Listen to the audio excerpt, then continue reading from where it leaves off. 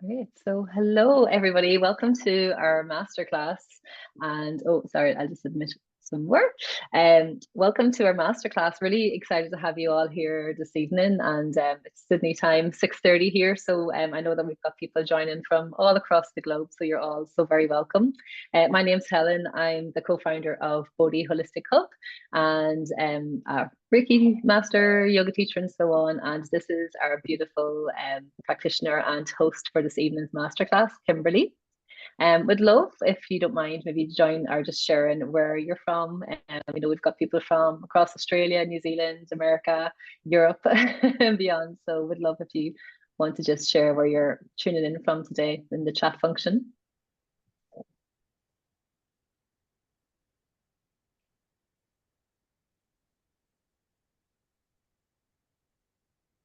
Sydney, hey Jill.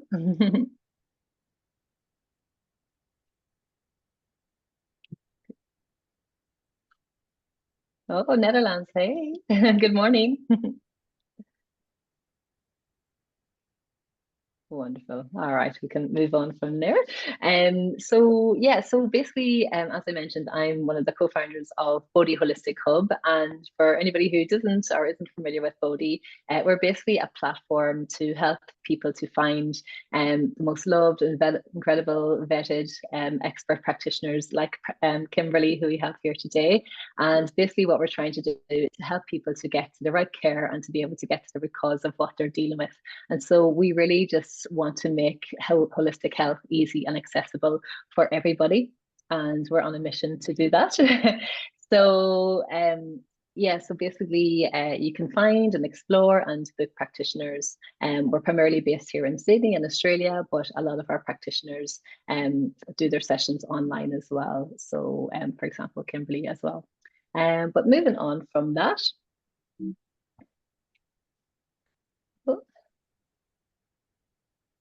yeah, and our vision is basically a world where holistic practices are embraced by everyone and that they work hand in hand with conventional medicine as well, because holistic modalities are incredibly transformational. And I'm sure many of you have been using them before. And I know for Kimberly and myself and a few of our practitioners joining us today, it's essentially why we're doing what we're doing today as practitioners, because of the modalities that have helped us through our lives and helped us transform. And we really want to help others through them as well, because we know how powerful they are. But basically, we want to run these master classes because we want to really help to educate and empower others on their wellness journey. And so we team up with our practitioners such as Kimberly, who are experts in what they do and have so much wisdom and knowledge to share. And so she's going to give you a really extensive masterclass today. And if you do have any questions, what I'll say is maybe pop them in the chat box. We've quite a lot of material to go through, but we'll absolutely try our best to get to your questions at the end. I'll moderate them at the end of the masterclass. But I think that's pretty much it. If for anybody else who's just joined, we're going to record it, but we'll send the replay out tomorrow as well as the slides. And just to let you know that it'll just be Kimberly's slides and her face that will be shown as well on the replay. All right, over to you, Kimberly. Great, thank you. Hi, everybody, and welcome if you're watching live or on the replay. I know a lot of people are on the replay, so welcome. I'm going to attempt to get through a lot of slides. I always prepare probably too many, but you're all going to get a copy of this as well. Helen already has it, so you'll get a PDF, which will be sent out to you guys as well. So you don't need to write everything down. You don't need to screenshot everything. You're going to get a full deck, which I'm more than happy to share. So tonight we're going to be talking about the 5 elements, my favorite topic. And I would actually love, I can't see the chat and I won't see it till the end, but if you work with the 5 elements, would love to hear what you do with them. Maybe you're an acupuncturist, or you're studying acupuncture, or you're a shiatsu massage therapist, or I don't know. Maybe you're a Western nutritionist, or Ayurvedic nutritionist, or you just love food. Would love to hear what have drawn you to sign up and join us today. So very quick intro to me. I am based in Sydney at the moment, but I was actually living in Asia for 17 years up until 2019, 2020. I started in Western nutrition and wellness coaching, and because I was living in China at the time, in Shanghai, my acupuncturist, who was very passionate about food energetics and emotions, she worked in that realm a lot along with acupuncture, but she always took the time to ask questions and really get to know what's going on in people's lives, and was a big advocate of food and lifestyle. So I got to see very early on the power of those questions and symptoms or how someone's presenting. I am not an acupuncturist, by the way. I do have a little medical disclaimer coming up as well. So I'm more on the food and the emotional side of things. But there's so many layers and angles that you can apply the 5 elements, which is why I love them. So my acupuncturist over there and mentor and teacher, Dr. Zhang, she and I, she's written many books. Some of them are in English. They're a little bit old, but they're wonderful. And we wrote a book on TCM smoothies, which isn't in sorry, that one is in English, and then Everyday Chinese Superfoods is in Mandarin. So, but I do have ebooks that have those recipes and those theory sections in there. Very quickly also, I used to teach a lot of cooking classes prior to the world of Zoom and online classes. I used to teach a lot of in-person cooking classes, which I highly enjoyed. And maybe I'll do that one day again, I'm not sure. But at this stage, doing more online.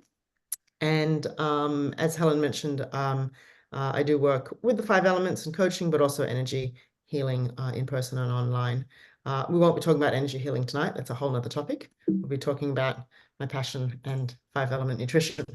So before we begin, for those who aren't familiar with the elements or even Chinese medicine, I thought I would start right at the basics with this slide and the next one, just so that everyone is on the same page from the approach and where I'm.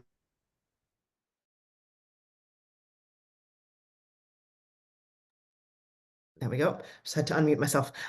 So the 8 branches of Chinese medicine are these here, with the philosophy and understanding that health and medicine, quote unquote medicine, is not just pills or one thing. Actually, it's all of these things. And so they, over the many centuries that Chinese medicine has been around, understood and valued meditation, exercise, nutrition, feng shui, acupuncture, herbal medicine, bodywork, and cosmology as well. These days, unfortunately, in places like China and across Asia and across, well, actually, mainly China, actually, Chinese medicine has become quite clinical and medical. And to find a good teacher like I did, Dr. Zhang, who really took into consideration things like exercise and nutrition and acupuncture and herbal medicine. That was her areas of expertise. But she really, would ask questions about, are you meditating, or do you get a massage? Or, she would really encourage this foundation of the 8 branches of Chinese medicine. So we're going to be focusing on the top right quadrant, which is just the nutrition. So we're going to dive into the one of these 8 branches here tonight. So here's the disclaimer. Everything that I'm sharing is definitely not medical advice. We're not going to be curing anybody, and I'm not suggesting that you have to eat these foods if you don't want to, or if you're allergic to them. Please definitely consult your healthcare practitioner, doctor, naturopath, whoever you see, if you would like to try something and you're not sure. So starting at the fundamental layer of Chinese medicine is understanding that we're all energetic beings, and all our organs have different energies, and the blood is a very important flow of energy through the body. So is our breath, and so is food. Everything influences this whole system that we are. This is definitely not a Chinese lesson. However, I need to enlighten you on these 3 words, and I will go through briefly explaining what they are and where food and nutrition fits in this context. So we have something called Jing, Qi, and Shen. which are the three fundamental types of energy, or chi. I'm going to use the word chi and energy interchangeably tonight. And there are many different types of chi, which we're not going to go into. We're just going to view it as energy for the simple purposes of our conversation tonight. So it's often compared to a candle. So the jing being the wax of the candle, the qi being the wick, and the shen being this beautiful bright light and all the aura that it emanates out of the candle. So starting at the fundamentals, the jing is the essence or the foundational energy that you have, that we all have individually from birth. We also call it your constitution. You could view it as your DNA as well. Then we have qi on a broad level, which is energy, food, nutrition, breath, essential substances, and your condition. So you're born with a constitution, and then you can impact your health and your body and your mind and your spirit with your condition, with your daily intake of food and breath and other substances. Then you have your shen, or your spirit, your mental health and your consciousness. We're going to be focusing on just this middle layer of qi or energy and diving into nutrition. Do know, though, that they all are interconnected, and everything you eat will affect the jing and how you live. You know, if you're sleeping enough, if you're all the lifestyle factors will either deplete or support your constitution and your condition, and of course impact your spirit, your mental and emotional health as well. So I don't know how many nutritionists we have. I'm going to look at the chat a bit later, or foodies, or just people who have studied or love cooking, and that might have drawn you to our webinar today. But five-element nutrition is slightly different in the way we see food and view it and understand it.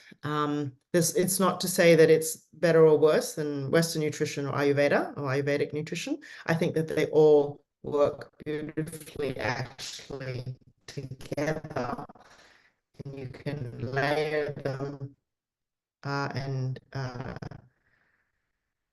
interweave them together. What I love about subtopics is the energetic viewpoint and understanding. So we have this idea of the five elements, which I'm going to introduce in a moment. It's a highly seasonal approach to eating and feeding the body and the mind. We pay attention to the energetics of how food grows. We look at the relationship between the organs, flavors. We use food in a therapeutic way, so food therapy, as well as functional as well. So it's slightly different to functional medicine or functional nutrition in the West, which is fantastic. And again, you're more than welcome to use that alongside. We use certain ingredients and foods for certain things, as well as herbs. And we'll just be touching on those tonight, because there is understandably a long list of those. We also pay attention to cooking techniques and the way how we transform our food by adding heat and salt and pressure and yeah, the way you cook anything. It can be anything. It changes the energy of the food when we cook it in certain ways. And we'll be touching a little bit on emotions, because food and emotions is something that is very close to my heart, but also from an energetic perspective, it really impacts two ways, actually, or two-way communication. How we feel dictates what we want to eat, and how we eat dictates how we will feel. So really, from Chinese medicine perspective, the understanding of the gut microbiome and the three brains and this enteric nervous system from Western nutrition has been well understood. They just didn't call it that for many, many centuries. So we'll start with the energetics of food in TCM, and TCM just means traditional Chinese medicine for those that are new to areas or considerations in five-element nutrition. So we have the thermal nature or the temperature of the food. This is its inherent temperature, not the temperature whether you put it in the fridge or not. So for example, a cucumber is always cooling, whether it's in the fridge or not. It's just the effect on the body that it has. And something like chili, which is an obvious one, is very warming and hot and spicy in terms of the effect it has on our body. I'm not going to go through that. There's numerous charts online and in books that list pretty much every food as being hot, cold, warm in their effect or their thermal nature. It's a fascinating topic. Building or clearing foods is another category of seeing food. Moistening or drying. There's also the 5 flavors, which we will cover tonight. There's different movements or directionality of food, mainly in the way that it's grown and the effect that it has on our organs and our body. And of course, climate and condition consideration. So eating different foods that are suitable to where you are and what season you're in, and also the condition of your body or organs. So you might need, for example, in this photo, which is a classic Chinese dessert soup, white fungus, goji berries, and red dates. This actually falls into all of these 6 categories. All food does, but it is slightly cooling. It's very moistening with this fungus. The function of the goji berries, for example, helps your eyes, and the red dates helps your spleen and your blood. So that's how we view food, which is, as I said, quite different to Western nutrition. 5-element nutrition also recognizes and involves taking personal responsibility for your nutrition and your health and your body and your vessel, understanding the role of traditional food cultures. So I would say that 5-element nutrition, first of all, is not just Chinese food. You can apply the theory that I'm going to share with you tonight to every culture, every food culture, and every ethnic background, and everybody's grandma.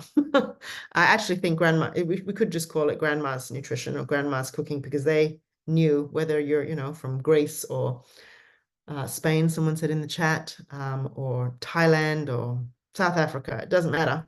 The energetics of food is something that you can apply to every food, every cuisine.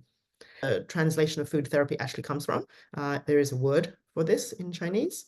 There's also the energy correlation and relationship of the seasons to our body and food.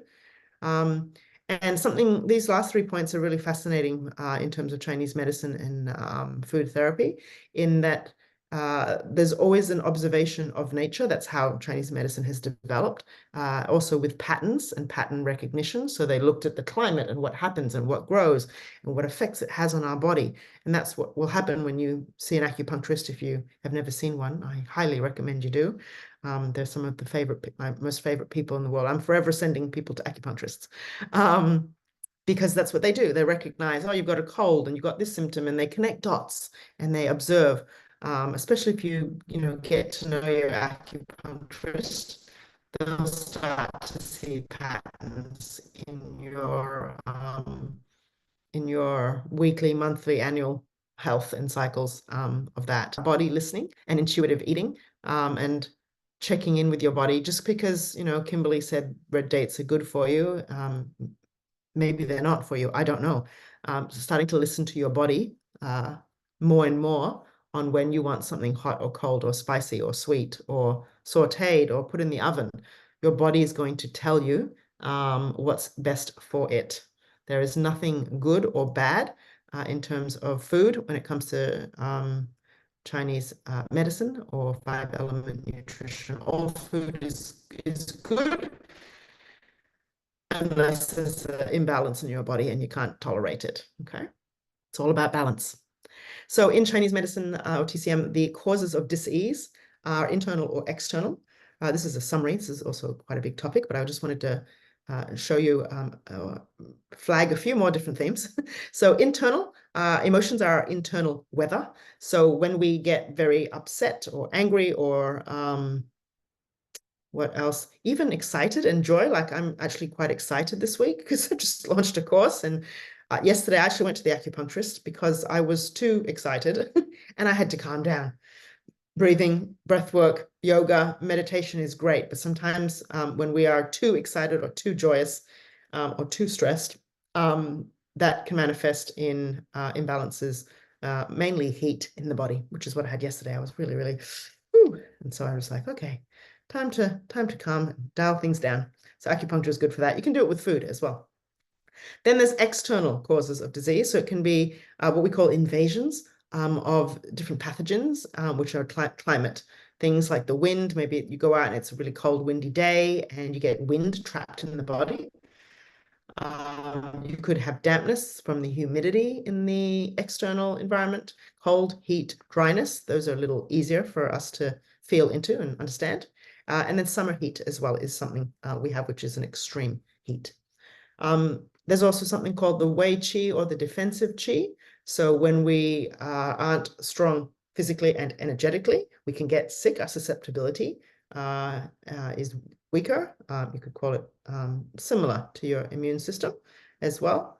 And we can utilize food and all of those 8 branches, but food to prevent and alchemize any imbalances in our body, our mind, and our spirit. Remembering that there are emotions, and from the internal body, and then there's external factors that will dictate how we feel. So, from a Chinese medicine perspective and food therapy, there's in each season. And I'll explain a little bit more and unpack what late summer is if you've never heard that term before. These are what I would call goals or things to look out for in each season. It's highly, highly seasonal, this idea of 5 elements and 5-element nutrition. So in spring, which we're moving into, if you're in Australia or in the Southern Hemisphere, it's my favorite season. I get very excited when the weather turns. We should all be focusing on removing stagnation and rejuvenation. So we're coming out of winter in the Southern Hemisphere. So maybe you've eaten a lot more than, in other seasons. Maybe you've used the oven a lot more. Maybe you've used more oils and butters and nuts and fats and good oils to keep you warm all winter. So we're looking to lighten up the way we're eating as we move into spring and summer. In summer, it's all about cooling through different foods and herbs and cooking to prevent heat in the body or overheating. For those in the Northern Hemisphere, you're in late summer right now going into autumn. So we would say your food therapy goals, depending where you live, obviously, if you live in a desert, you won't be having any dampness or humidity, but a lot of people might be, depending where you are in the world. Maybe it rains a bit more and it's getting a bit cooler. So that dampness outside or inside your home will also translate into some excess humidity or dampness in your body, potentially. This does, I'm just going to emphasize again, this is constitutional and conditional to the person itself. So everybody's situation is different. Some people could live in the same house and one person feels really damp and cold and one person doesn't. So we're also looking at strengthening the digestion. You'll see why in a moment, because the organs related to each element in the earth element are all about late summer. And the digestive system. I can predict that someone's going to ask me what dampness is, so I'm just going to answer that question. Dampness is as if you were living, and this is an extreme example, but as if you were living in a steam room. So that moist humidity, kind of like when you get off the plane in Singapore or Thailand or Bali, and that humidity hits you, that's dampness. And the humidity, but when it gets in excess in the body, particularly in the spleen, you start to feel very sluggish. You have IBS symptoms, you have swelling, maybe some diarrhea, all sorts of fun things. It's just too much water in your system, in your body. The next food therapy goal is in autumn to hydrate and nourish. You can do that definitely very well through different foods and soups, teas, and in winter, warming, replenishing, and tonifying. So I hope that makes sense. If you've never heard of food therapy or goals in each season, you can start to explore those as we go through slides and food ideas. So the 5 elements, if you've never heard of them, first of all, if you've never heard of them, I'm very excited that you're here because I always get particularly excited for people who are completely new to the elements. If you're an acupuncturist watching or someone who works with the elements, then the next probably 5 to 6 slides is 101 for you guys, complete beginners. However, let's jump in. So the 5 elements are water, wood, fire, earth, and metal. And yes, they are color-coded for a reason. And the elements refer to many different layers. I'm only going to touch on a few tonight, actually. So each element correlates to a season. So water element is the winter season. Wood element is the spring season for us in the Southern Hemisphere right now. The fire element is the summer season. The earth, the late summer, the in-between point between the height of summer and those cool autumn days. And metal element is about related to autumn. If you're not familiar with late summer, don't worry about it too much. Just know that there are these 5 seasons and this cycle that goes round and round every day and month and year. If you live in a 4-season climate like I do in Sydney, in Australia, we have very clear, sorry, five, it's called a 4-season, but we go through all of these seasons. In contrast, if you live in a tropical place, technically you still go through the cycle of the elements and the seasons, but it won't be so obvious. You won't be wearing sweaters in winter if you live in Thailand. They have a rainy season. It might be slightly cooler, but it's not a whole lot cooler, okay? So just know that everybody in every country is going through these cycles, just to different degrees. Then we have the 5 energies, which I love because I'm a visual person. And it's important to just feel into the elements and know that they are actually energies. They're not just elements as a static word. They are moving, they're dynamic, and they're actually, they can be translated more correctly as 5 phases or 5 transformations. Those are other terms that we use. I'm just going to introduce the word energies for those that aren't familiar, because it's probably easier to understand. They're all moving, okay? It's not static like, oh, we're in spring. It's the wood element, and that's it. No, and you only eat the foods that Kimberly shows you on the green slides. No. You sometimes need to go to the opposite element, and you need to incorporate different flavors and different cooking as well. But start to just appreciate that the wood element is an upward energy. The fire element in the height of summer is an upward and outward expansive energy. The earth element is a balancing or midpoint. So I've got an infinity sign here and straight lines because it's always about coming back into center and balance in the middle. And the metal element is a contracting inwards and downwards energy. And the water element is a downward energy, but it's also a fluid energy because it's water. So I've got a little spiral there because it's always moving like a river or a waterfall or something like that. For anybody watching at any point, if you are 5-element trained or you work with the elements professionally, then you'll know that the earth element actually used to be in the center, and it's not just kind of static. And for those that are new, just know that you can always come back to the earth because it is about transition and coming back into the center. And when I talk in a moment about digestion, that will make a little bit more sense. You could see your earth element as your belly button and that core area. If you do Pilates, the core. If you're shiatsu trained, maybe the hara, the center of your body. That's the earth element. So it's important to always come back into center, and you can draw on foods and tonics and herbs for the earth element when in doubt. Strengthen your digestion. That would be my top tip. I'll have a few top tips, but that'll be one of them for this evening. So the 5 elements also correspond to different organs, and you'll see 5 elements here and 10 organs. There's technically 2 more. I'm not going to go into them. They go under the fire element, but just know that there's something called the pericardium and the triple heater. It's too much information for tonight, but in case someone ever corrects you, there are 12, not 10, but I'm only showing you 10. So we have the kidneys and bladder for the water element, the liver and the gallbladder for the wood element, the heart and small intestine for the fire element, the spleen and stomach for the earth element, and the lungs and large intestine, which are related to the metal element. Why is this important? When we get into the food therapy side of things and the energetics, basically, simply, the foods that I introduce under an element are always going to support, strengthen, or any of those food therapy goals that I mentioned earlier, they will help with these organs. So if you eat certain foods that I'll share with you for the water element, they're always going to be targeting and strengthening and helping your kidneys and bladder. Okay, hope that makes sense. Another question that I commonly get asked is the most common one in terms of organs is what happens if I don't have a gallbladder? That's the most common one. Some people will say spleen and some other people will say one kidney. From a Chinese medicine perspective, if the physical organ is not there for whatever reason, it's energetically still there.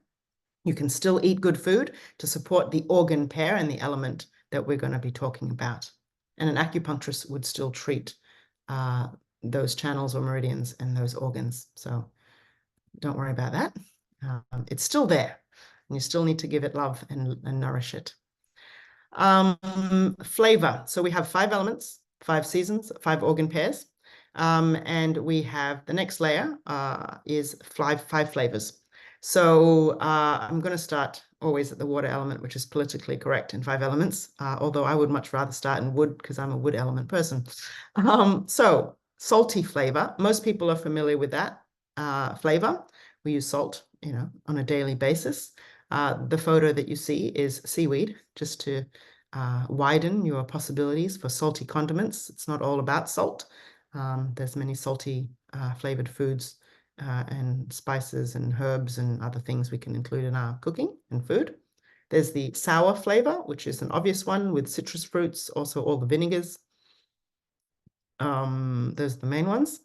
Bitter and or spicy is the fire element. So chilies are an obvious one, but it's also bitter flavored foods like arugula or rocket, which has a bitterness and a bit of a kick to it. It's also some of the green vegetables too that have that bitterness to them. Then we have the sweet flavor, which is not sugar. Traditionally, it's not just sugar. It's fruits, dried fruits, and sweet vegetables like pumpkins and sweet potatoes, yams, taros, millet. I'm going to show you a few examples of that in a minute as well. Spices like cinnamon have a sweetness to them. And then pungent flavor. I have daikon radish pictured here. It can be other things like horseradish, all of the radish family, actually. You could put onions and garlic in here and ginger as well. I personally put onions in the sweet category because they're round, and when you cook them whole, they actually are more sweet than anything else. It's only if you slice them and eat them raw, they're more sort of pungent, but they're inherently sweet. So now you can start to appreciate the complexities of different flavors. I will also quickly mention that in the Western world, or from a Western nutrition point of view, we tend to just have a lot of salt and sweet. We oscillate between sweet and salty, and it just goes like a yo-yo, bouncing off those two. And really, we need all 5 flavors, and all of your grandmas or great-grandmas, depending how young you are and you're watching, knew how to do this.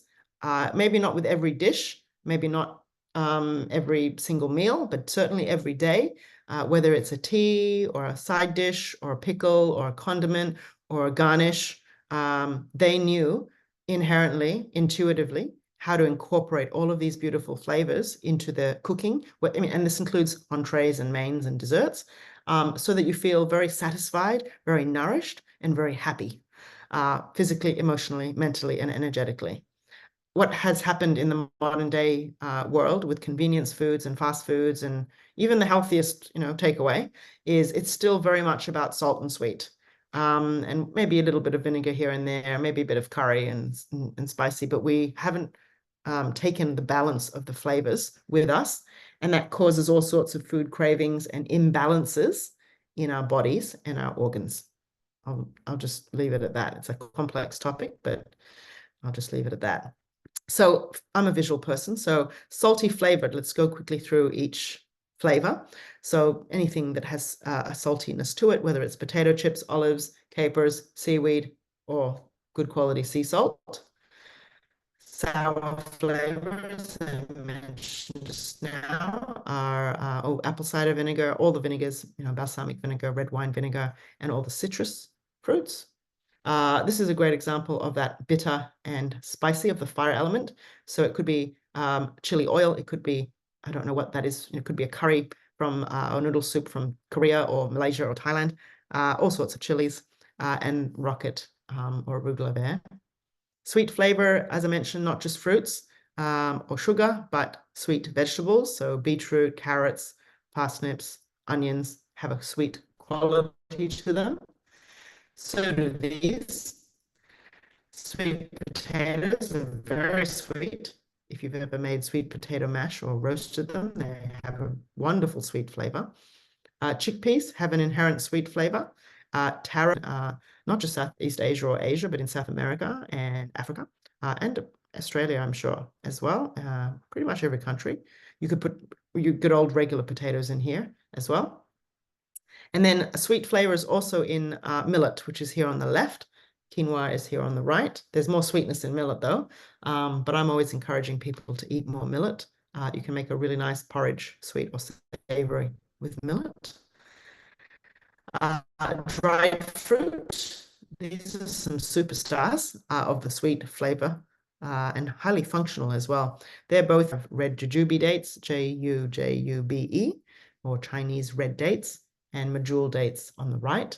So you can get flavor, sweet flavor from not just sugar, as I said. And cinnamon, nutmeg, and cardamom also have a lovely sweet quality about them. You can make lots of lovely desserts with them as well. I've put this slide in just to remind you all to have more sweet, soft desserts. They're actually very energetically, very calming and soothing and satisfying. I'm always joking, but quite seriously at the same time, that the world would be a very different place if we all ate healthy desserts without refined sugar and high fructose corn syrup, but made from whole foods and real good ingredients. And, you know, whether it's honey or brown rice syrup or rapadura sugar or, you know, the sweetness from an apple or a pear or fruits or dried fruits, we would all be a lot less stressed, a lot happier, and a lot nicer to each other. That would happen, I guarantee. Pungent flavor. So all the radishes, beautiful watermelon radish, horseradish or wasabi. That's horseradish there before it becomes green. And watercress and some green vegetables also have a bit of a pungency to them as well. So now we're going to apply those layers that I've shared with you to certain food categories, just as examples. There is a lot more to this than what I'm sharing. I'm just going to start you off with the basics. So the water element under whole grains would include things like buckwheat, oats, and black rice. And how we categorize this is their thermal nature. So the impact that we have, or the food has, sorry, on us, and or the function that it has. So you'll start to see when I get to the water element that dark colored foods like black rice are really good for the kidneys and the bladder. But oats are very warming, perfect in winter. I always give the example of eating oatmeal in the countries and cultures that traditionally ate it. I always have a bit of a laugh when things like Quaker Oats or other food companies try to sell the concept of oatmeal in Thailand or a very hot tropical place, because if you eat too much oatmeal in a tropical, because, you know, in Thailand as an example, or anywhere in Southeast Asia, they certainly, nobody's grandmas or great grandmas ate oats. They would have a rice porridge or a rice meal or something else that suits the climate and the heat and the humidity of that environment. Wood element, actually, I might not go through all of them because this is also reflected in the food photos I'm going to show you later, and you're going to get these slides. But this is just how we would classify the layer or the category of whole grains, as I said, because of the function that it has and also the thermal nature that it brings to the body and or the organs that it's helping as well. Did it jump? No. So beans can also be classified by either color or shape. For this one, I would go more with the color and the flavor. You'll see some green things like mung beans in the fire element, which is red, because of the cooling property. So in all across Asia, we recognize that mung beans are cooling to the body, and we eat them a lot in summer, spring, summer, to cool the body internally. yeah, so those are just some examples. Chickpeas are fantastic for your spleen and your stomach and digestive system as another example.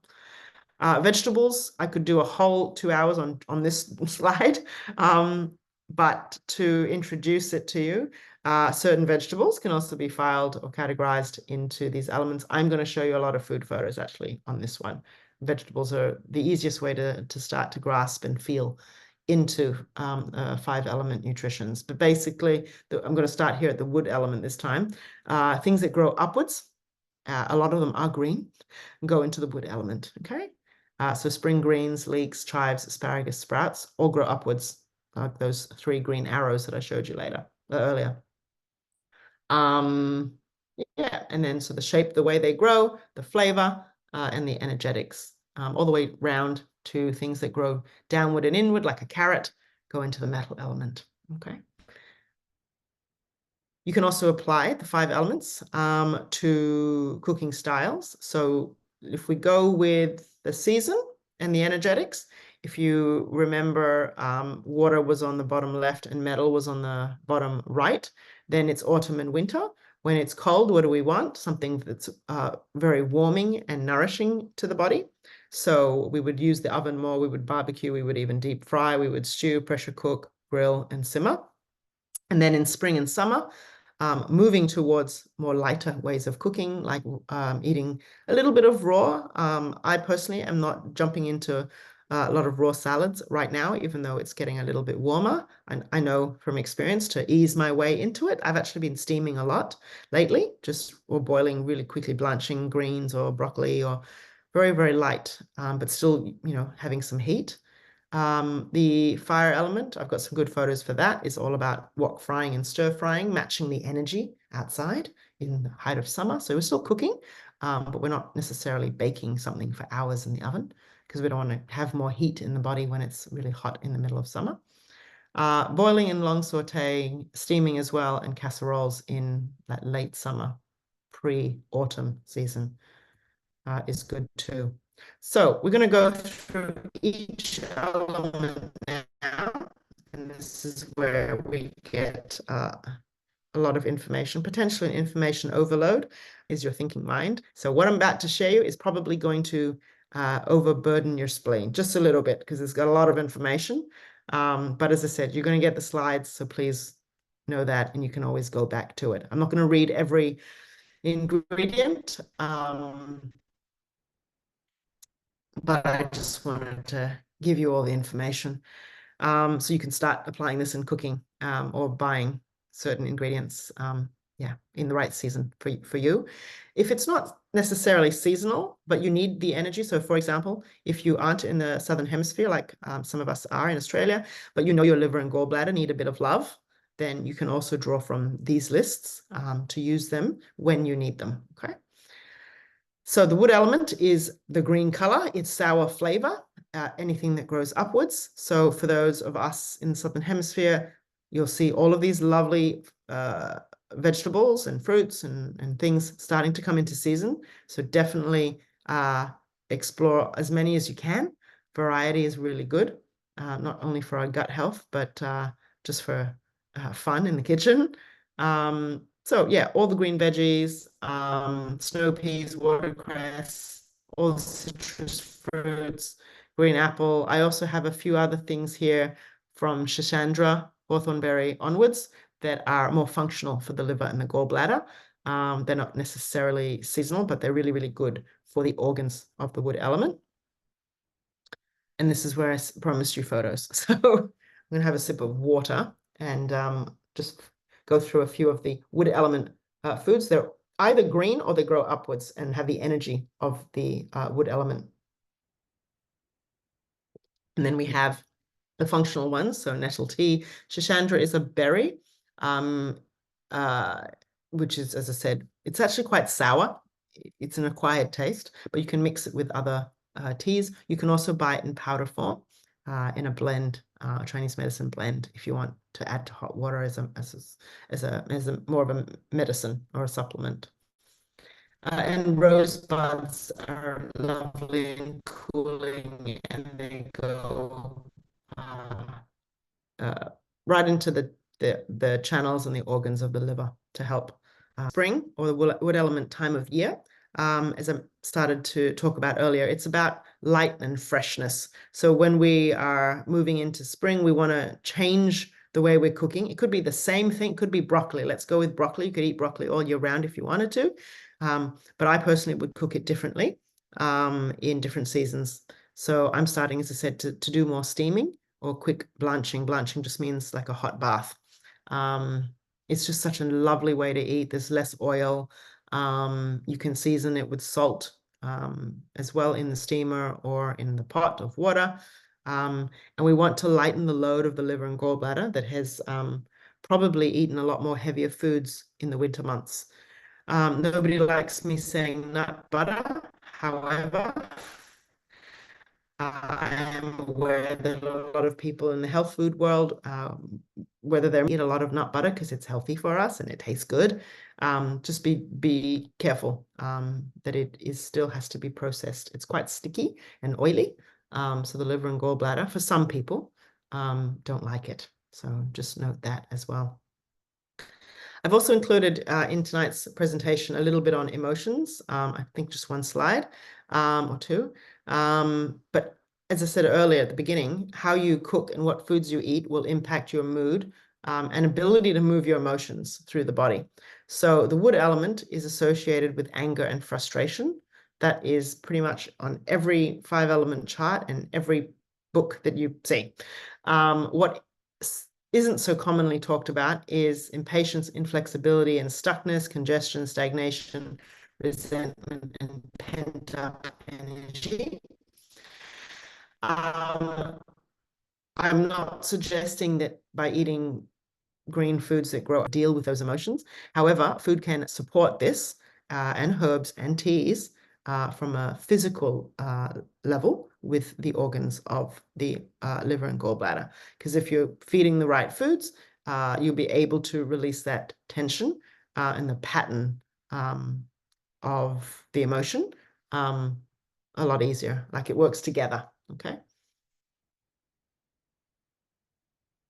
So we can, to apply that, we can say if you're really, really angry or really, really stressed, you want to feel lighter and more relaxed and release, and suggesting that you can steam things, have a little bit of raw food or quick saute. If you're really highly stressed from your job or you have clients that are like that, and they come home every single day and they eat fried foods and baked foods, the energy of that is very contracting and hot, and it's not helping them relax. And they'll probably want to drink some wine or eat some chocolate because that is the energy of relaxation. It's sweet, and alcohol is actually also on the sweet side.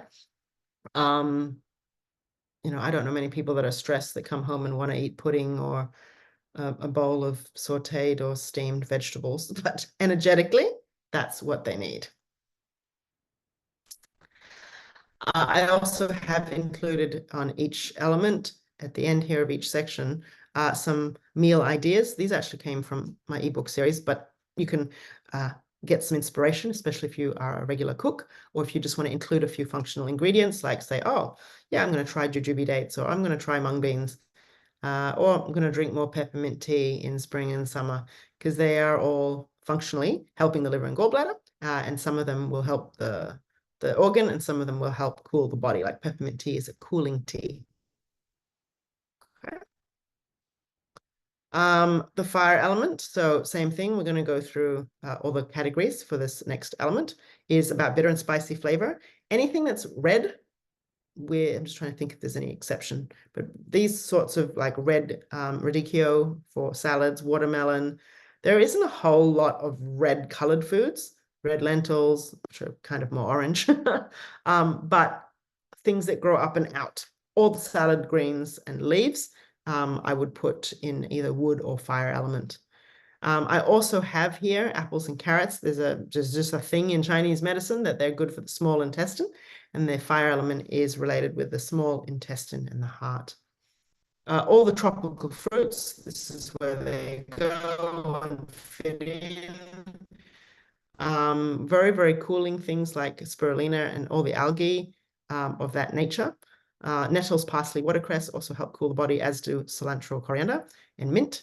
And then these ones here are functional. They're more anti-inflammatory foods, which are good for the heart and the fire element as well. More pictures.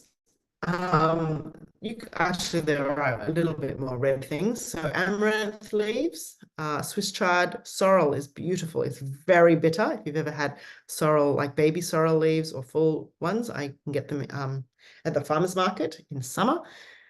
You can't eat that many of them. You just kind of sprinkle them through your salad because they're very, very bitter. But every time I eat them, I'm like, oh, it's good for my fire element and heat in the body. There's also, of course, red quinoa, dulse, red lentils, red rice.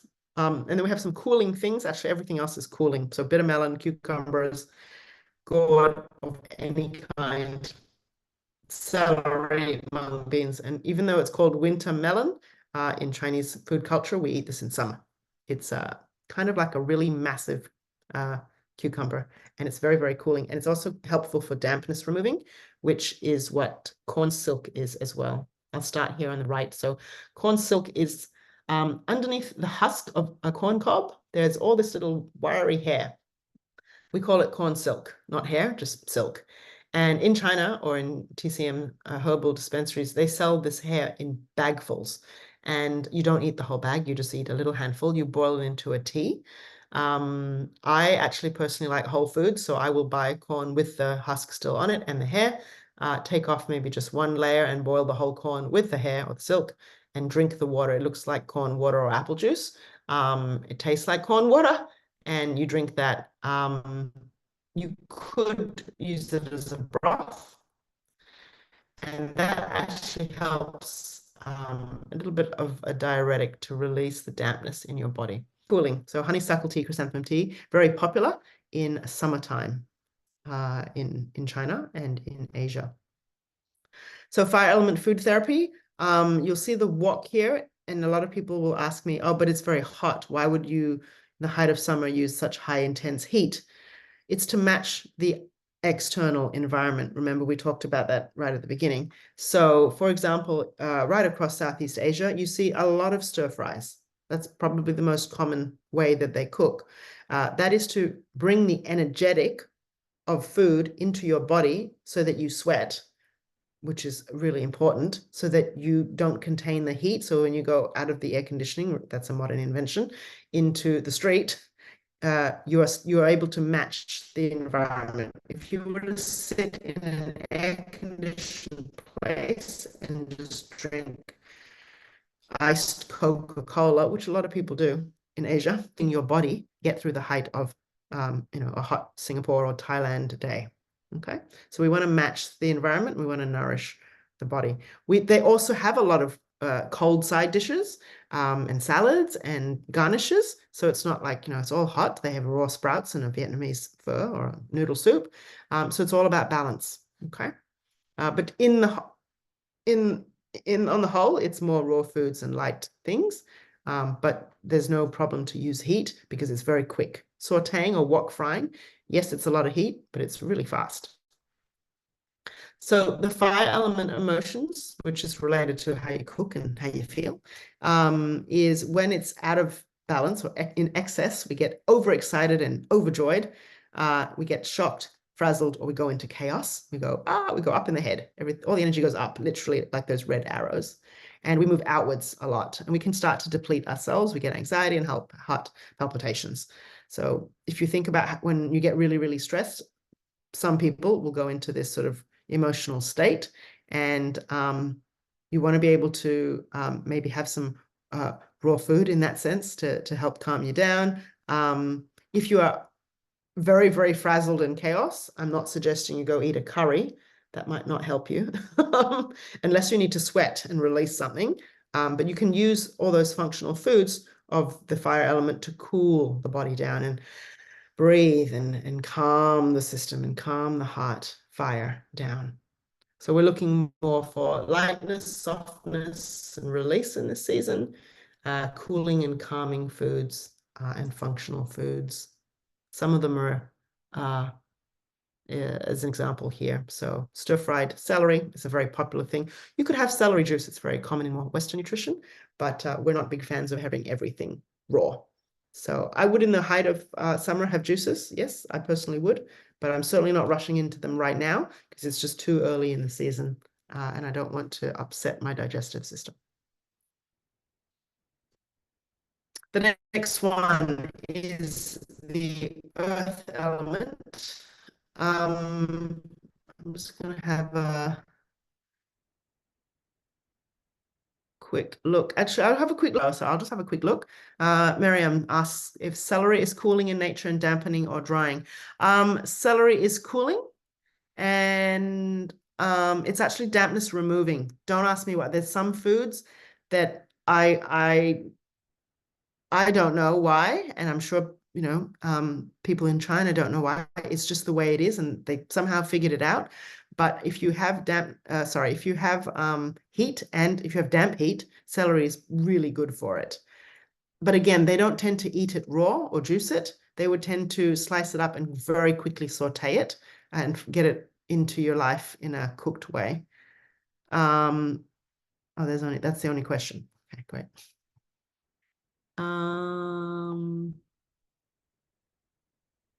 Let's have a look. Perfect. Okay, I'm going to keep going. So the earth element is the sweet flavor. For a lot of people, it's their favorite flavor. We love sweet things, and there's a reason for that, because the spleen and the stomach love the relaxing quality that sweet things and sweet vegetables and fruits have. You know, when you have a really good dessert after the end of a meal, like, it just rounds it off, and you feel so complete and satisfied and satiated. So as I mentioned, a lot of these already, sweet root vegetables, round vegetables, we also call them round or ground vegetables. And then the few functional ones like lentils are actually really good to build the spleen qi, or the energy of your digestive system. If you are more familiar with Ayurveda or Ayurvedic nutrition, they have a fantastic term called Agni, A-G-N-I, which is the digestive fire. We don't have that word in Chinese. The closest we have is spleen qi, or something called yang qi, which is similar. But if your spleen and stomach and your earth element are strong, your digestive system is robust, then you're really healthy. That's the simplest way to say that. And these foods all help those two organs. Okay. It's not to say you only eat these foods, but in times of imbalance, it can be really good to just come back to the basics and have some nice rice dishes, some millets, some barleys, these kinds of fruits, which, if you look from Western nutrition, are like your low glycemic index fruits. Some of them might be, and then I've got shiitake mushrooms because they help with our spleen and our immune system as well. I'm going to keep going with some photos here. So these are this beautiful color palette of the earth element, and also functional foods for the digestive system and to strengthen your spleen. I'm going to draw your attention to the right side. So the koix seeds, also known as Job's tears, are, along with poria, are one of the best ingredients for dampness. So if people have IBS or IBS symptoms, we would definitely recommend these. Again, they're cooked. We don't eat much raw. To soups, whether it's a meat soup or a broth, or a vegetarian bean and veggie soup, really, really nice way to include these, or teas and tonics.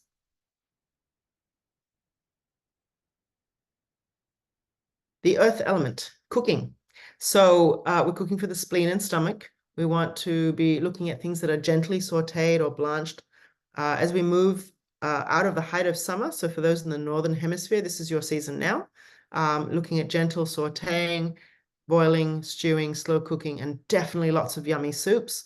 Any kind of soup, any cuisine, any food culture is good. Pumpkin soup is a classic example of an earth element food. but we're going for nurturing, nourishing, warming qualities of cooking. I'm going to also draw your attention to millet, because that is the spleen's best friend. A bit of pumpkin or sweet potato in millet, and you cook it like a casserole or a congee or like a porridge, sweet or savory, up to you. I tend to eat it savory with a bit of sea salt, and I actually throw some red lentils in there, just a little bit, and I season it with some white miso at the end, and you've got a lovely like savory, kind of like a risotto. If you're Italian, don't shoot me, but kind of that consistent, like an oatmeal risotto-y, sticky, yummy consistency. That's what millet tends to cook when it's done. Now, the earth element, emotions are really important because most of Western society actually has, I call it a wobbly spleen or earth element imbalance. And the emotions of worry, anxiety, overthinking, oversensitive, or disconnection, ungrounded, you see that a lot, right, in society. We also can see that manifest as indigestion issues, slow healing food sensitivities. The number of kids and adults that have food sensitivities now, I mean, there are many reasons to this. It's not just your spleen. There's all sorts of chemicals and the way we grow food and all the stuff we spray on our foods. So there's many factors to this, but ultimately our spleen and our stomach is bearing the burden of all of these inputs. So we're looking to balance the spleen and the stomach for more stability, harmony, being able to relax. A lot of people can't relax. And again, I would start with softening and sweetening their foods and really simplifying their cooking. These are all, as I said earlier, nurturing and nourishing, which is what the earth element is. The earth element archetype is like your mother or your grandmother. Really warm, bowl of something, whatever, pasta or soup or bean stew or whatever, macaroni cheese, that kind of, or cake, really comforting. These are, again, just some meal ideas or food combinations you can try. I'm going to fly through the next 4 or 5 slides, but I did want to mention the importance of the spleen and the spleen chi because it's such an important topic when it comes to 5-element nutrition. So the spleen, if you haven't heard this before, is responsible for producing blood, prevents water retention, controls our muscles, and is very much a part of digestion. A key thing also is it houses clear thinking. So when people say they have brain fog, it's literally fog or dampness in your spleen as well. Mind in Chinese medicine. Another layer that I haven't shared is that there are 5 spirits of the 5 elements and the 5 organs. So that is the energy or the spirit of the spleen.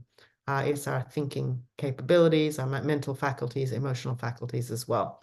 So very important to not only have good digestion because we want to feel better and we can poop better and we can move better, but we can also think better.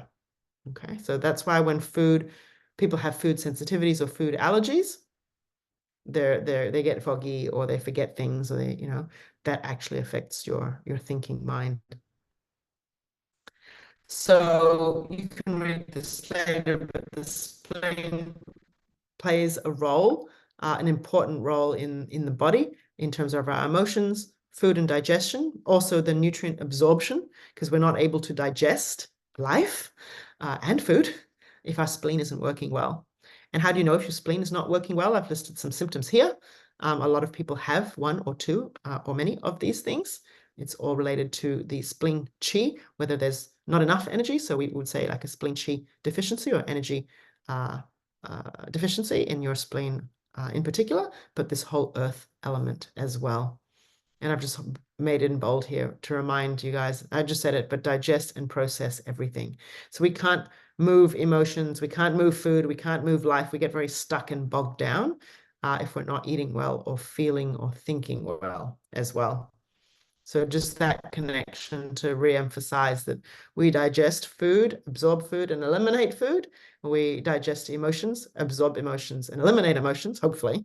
We're processing them and moving them as long as our stomach and spleen is strong and healthy.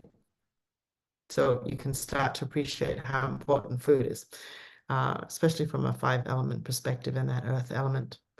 So we got 2 more to go. The metal element is the spicy, pungent flavor. I didn't say the word spicy earlier, but this is spicy like the pungency of an onion or ginger, not so much like a hot raw chili. Okay, so you can have a curry that has chili and spice, so fire and metal in the same curry, right? But it's different ingredients. Some of the ingredients here fit beautifully in autumn or fall season. Remembering the food therapy goal here is hydration. One of them is. So things like water chestnuts are fantastic. Lotus root or daikon or watercress or mustard cress, they have a lot of moisture in them, these vegetables. Some of them are root vegetables, some are green. Cabbages, cauliflower, they tend to be a bit more white. So the color of the metal element is silver or white. There's not many silver vegetables or foods, but yeah, silver or white, that light colored or white beans, things like that. You can have a read through all these other suggestions. And I'll just draw your attention also. These herbs and spices that I've put here, listed here, are of a pungent nature, and they also have the energetic quality of moving stuff through the lungs in particular, but also large intestine, so that you don't get congestion. You know, when you have mucus or blocked nose or the body that move the energy and congestion out. So these herbs and spices can help that as well. And more nice food photos of the metal element foods. There's a little typo here. Sorry, I just spotted that. Tremella, which is a white fungus or snow fungus, parsnips, and lotus root. If you've never had lotus root or white fungus before, I would highly recommend you try it. You can get them from an Asian supermarket or Chinatown. They would definitely have those too. Lotus root can come fresh. It's kind of ugly, actually. It's got a lot of mud on it, which is fantastic. But when you slice it, it has all these beautiful holes in them. And we say that they are supporting the lungs because they're like the alveoli in your lungs, the tubes and the, yeah, that's how we also see food, is how they can support different organs. And these foods as well are very hydrating and or they're the color white. And buckwheat is in here. It's got a very contracted inward energy like the metal element. It's also very warming, and it's eaten traditionally in colder countries like Russia and northern China and northern Japan. Yeah, so it's a good one. And kasha is roasted, cooked buckwheat. So the metal element cooking styles in autumn or fall are starting to use more heat and longer cooking for that beautiful inward warming energy, and then hydrating depends more on the ingredient itself. But pressure cooking, stewing, slow cooking, casseroles, soups, maybe a little bit of grilling as well for warmth are really wonderful ways to bring the energy into your food and into your kitchens in the starting when the weather starts to get a bit colder.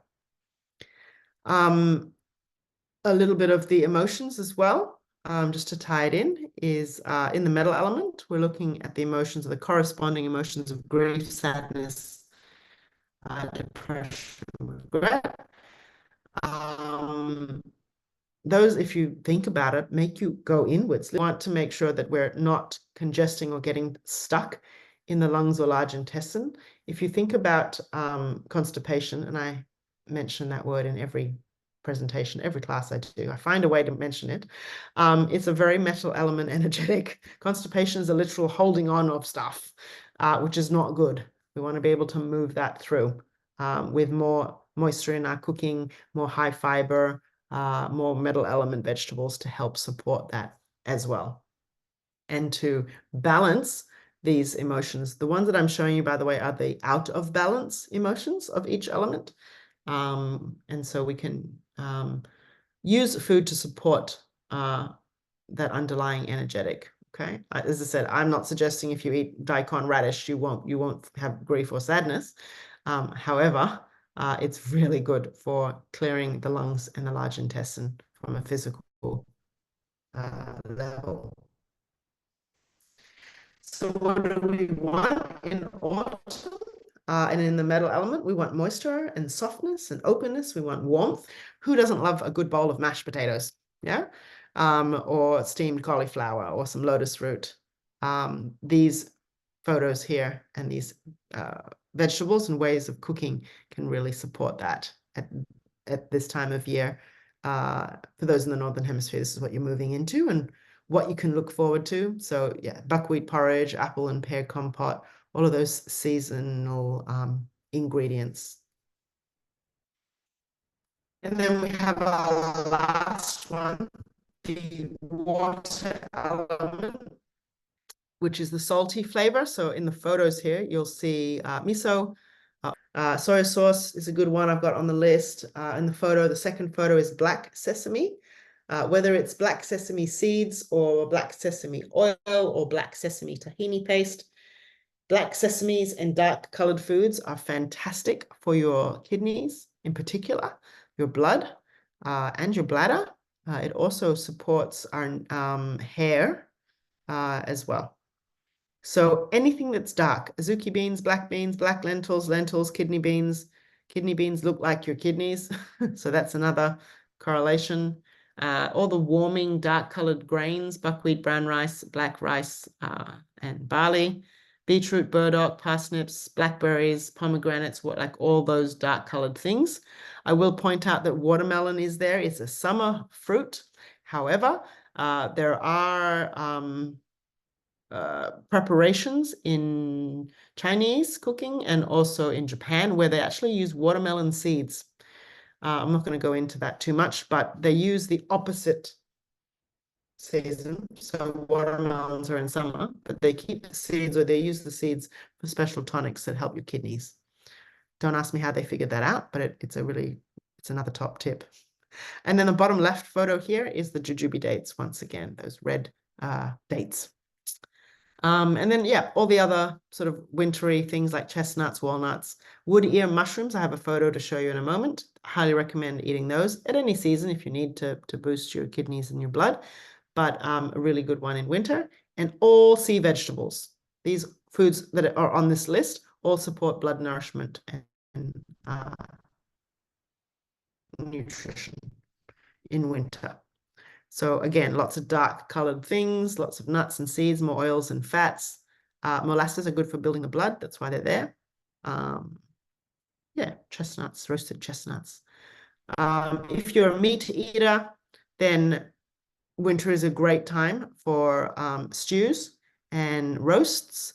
If you are a vegan or vegetarian or a flexitarian or a pescatarian, then definitely more dark colored lentils and beans. Actually, everyone could eat more dark colored lentils and beans, whether you're vegan or paleo or meat eater or anything. We don't have those labels in Chinese medicine. Traditionally, Chinese medicine is not vegan or vegetarian. However, in a lot of the Asian cultures, they have temple food and different religious followings like Buddhism and different parts of China even. They'll eat differently, and there are places that will do vegetarian and they'll do it pretty well actually. But they understood the energetics of this and making sure that there was balance. Sea salt, but condiments like soy sauce, capers, olives, all of those more Mediterranean ones would all fit under this salty flavor. And then I have some fruits up here. These are all good for the blood. Dragon eye or long yan fruit, goji berries, and red dates. So hopefully you can start to feel into the color and the quality of different foods in different seasons, yeah, and different ways of cooking. And then lastly, seaweeds I have to mention, and different types of mushrooms. They all fit under the water element. You can, or I could, and sometimes I do, split these two categories again into the 5 elements, and you can file each seaweed into each element depending on the way they're grown and the energetic of it, and same with mushrooms. But for tonight's talk, I'm just going to not do that. So we have the woodier mushrooms here on the bottom left. These are fresh ones. You can get them dried as well. We have dried shiitake here on the left and the middle, and fresh shiitake on the right. Top right is kombu seaweed, which is big sheets of dried seaweed. It is not the nori for sushi. It's a different seaweed and different process. Arame, which is in the middle, in the top, it looks like black hair, I guess, and wakame, which is on the top left, which is a bit more green and most commonly used in miso soup. So you could start to add a few of those if you're brave enough to experiment. I would definitely suggest mushrooms and seaweed for your kidneys and bladder. All mushrooms and all dried mushrooms, doesn't matter where they are, cordyceps, shiitake, porcini, anything. They're all fantastic. So in winter and the water element, we're looking at a lot more heat and longer cooking time. So pressure cooking, stewing, soups, starting to use or using the oven, a lot more grill, barbecuing, smoking, and deep frying. These are what we call very yang, warming, strong ways to prepare food. It brings a lot of nourishment and warmth into the body and into our organs and into our bones, which, depending where you live, could be a really good idea.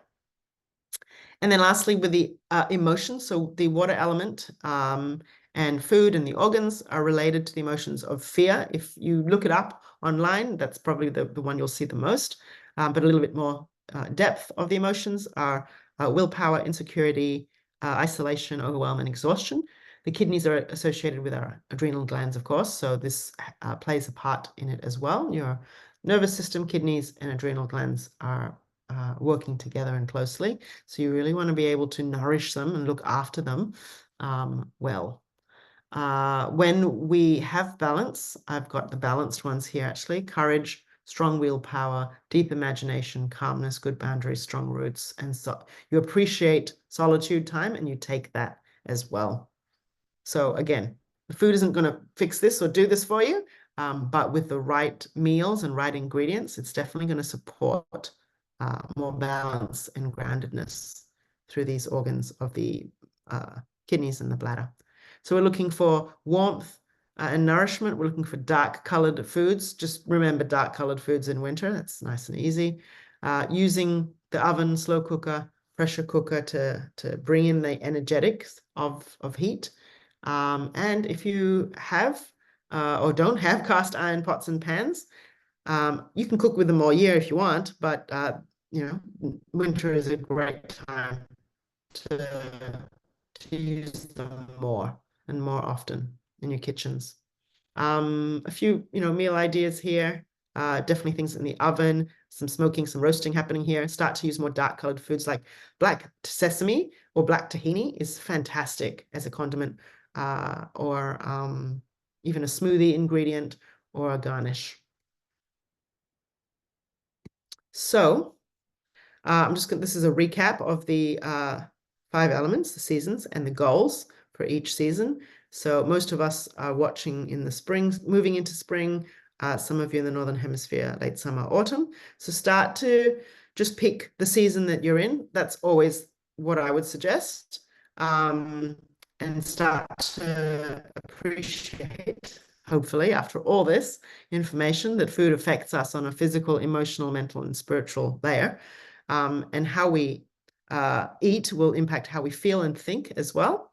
It will definitely impact your energy and vitality. I don't know why I've got yoga there, but in yoga as well, in our capacity for life. Flow is the goal, okay? So in yoga, qigong, herbal medicine, acupuncture, massage, the goal ultimately is to have movement and flow. We don't want stagnation, blockage, holding, constipation, anger, any of the emotions. We want to have flow all the way through the body, even through our blood, and good, strong, flowing digestive systems. Nothing should be stuck or congested. So I have shared a lot of information, I know, especially if this is new for you. It will be a lot to actually digest. So please rewatch or go through the slides, which you'll get in a PDF file. I would suggest starting with the season. Pick the season you're in. maybe a flavor or an organ that you want to start to familiarize yourself with and find more balance. And then from there, experiment with different foods.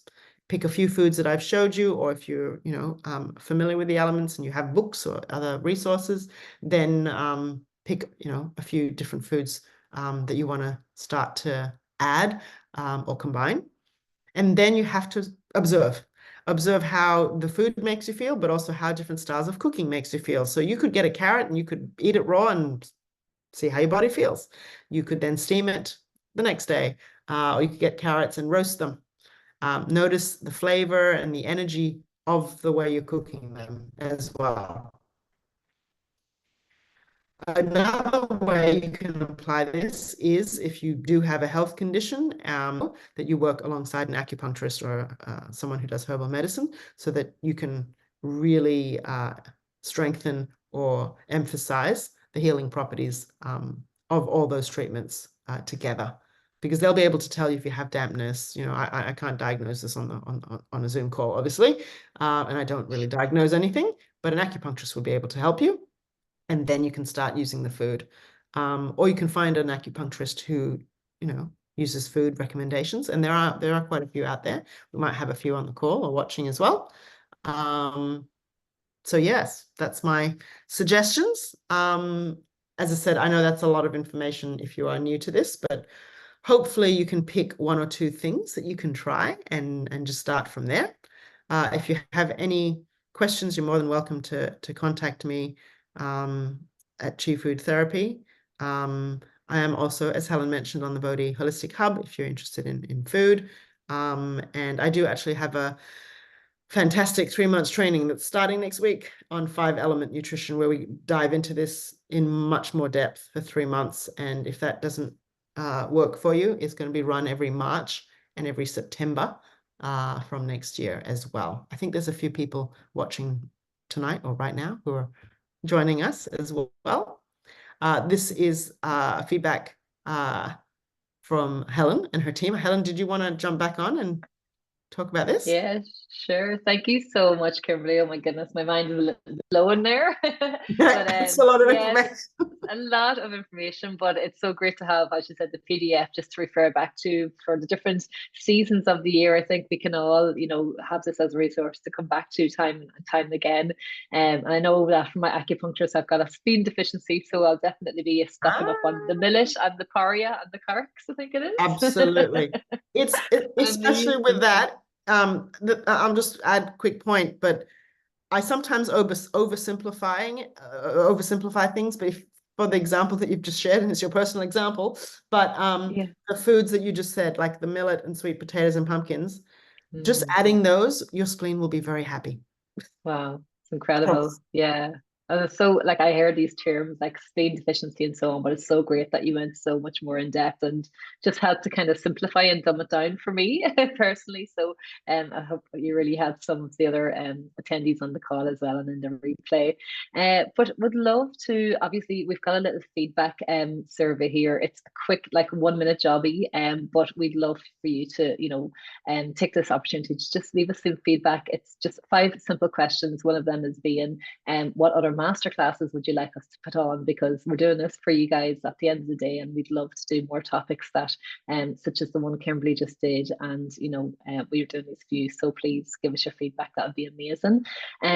But other than that, I'm not sure if there's any other questions. If you did have any other questions, we'll look into the chat box now. Otherwise, feel free to. Yeah, and I'll stop the recording now, and feel free to unmute yourself if you want to ask a question. But as I mentioned at the start, I'll be sending out a follow-up email tomorrow just with the PDF and this on replay as well, so that you can refer back to it. And thank you all for joining today as well. And Kimberly, thank you so much again for all your time and your wisdom. And oh my God, I feel like I was just soaking you up like a sponge for the last hour and a half.